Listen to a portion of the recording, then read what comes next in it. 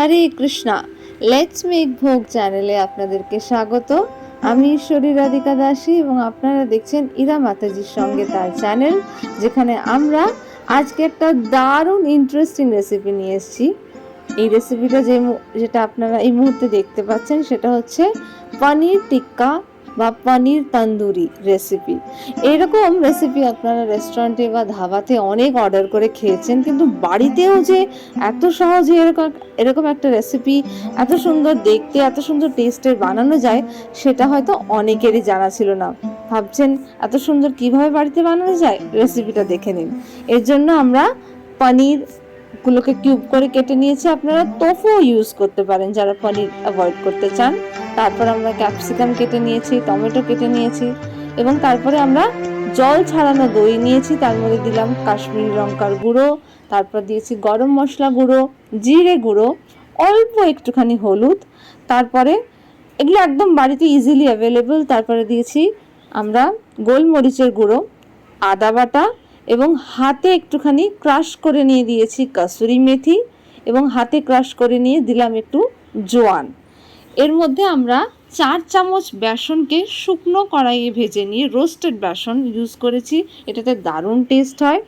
এরপরে আমরা এর মধ্যে দিয়েছি আমের আচার, বাড়িতে তৈরি হোক বা কেনা হোক যে কোনো আচারই আপনারা দিতে পারেন, এর জন্য একটা টক টেস্ট হবে। নুন দিয়েছি এবং তারপরে দিয়েছি গরম সর্ষের তেল। এই গোটা মিক্সচারটা ভালো করে মেখে নিয়ে এর মধ্যে ধনেপাতা কুচি দিয়ে এবার হচ্ছে ম্যারিনেশনের জন্য এই মশলাটা একদম রেডি। এর মধ্যে আমরা পনিরগুলোকে, তারপরে ক্যাপসিকাম, তারপর টমেটো, এগুলোকে সুন্দর করে হাত দিয়ে সুন্দর করে প্রপারলি কোট করব, যাতে প্রত্যেকটা পনিরের পিস, ক্যাপসিকামের পিস, টমেটোর পিস ভালো করে কোট হয়। তারপরে আমরা কাঠি ইউজ করেছি, যেটা দোকানে গিয়ে আপনারা স্কিওয়ার বললে কিনতে পারবেন বা যে কোনো কাঠি ইউজ করতে পারেন।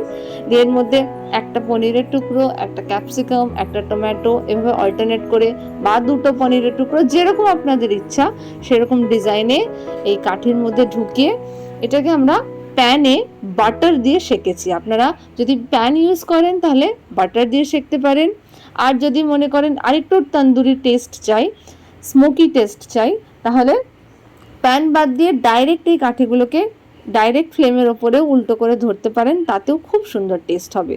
বাট যদি ওটাতে রিস্ক লাগে তাহলে প্যানেও সেকতে পারেন বাটার দিয়ে। একদম সুন্দর লাগছে দেখতে, দেখুন সাজানোর পরে এবং ফ্রাই করার পরে আরও সুন্দর লাগে। দারুণ সহজ recipe, interesting recipe, tasty recipe, অনেকের পছন্দের রেসিপি, কিন্তু খুব সহজে এটা বাড়িতে বানানো যায়। আপনারা দেখলেন বেশি জিনিস লাগে না, শুধু দইটা জল ছাড়া দই ইউজ করলে ভালো। এবং তারপরে আপনারা এভাবে বানান, দেখুন দেখতে তো কত সুন্দর লাগছে, খেতেও দারুণ সুন্দর। এভাবে বানিয়ে তুলসী পাতা দিয়ে ভগবানকে ভোগ নিবেদন করুন এবং সার্ভ করার আগে অবশ্যই ওপরে একটুখানি লেবু চিপে নেবেন, তাহলে লেবুর রসে আরও একটু সুন্দর টেস্ট হবে। যদি আমরা আচার ইউজ করেছি টক টেস্টের জন্য, ওপরে লেবু দিয়ে এভাবে বানান। ভালো লাগলে লাইক, শেয়ার, কমেন্ট, সাবস্ক্রাইব করুন। হরে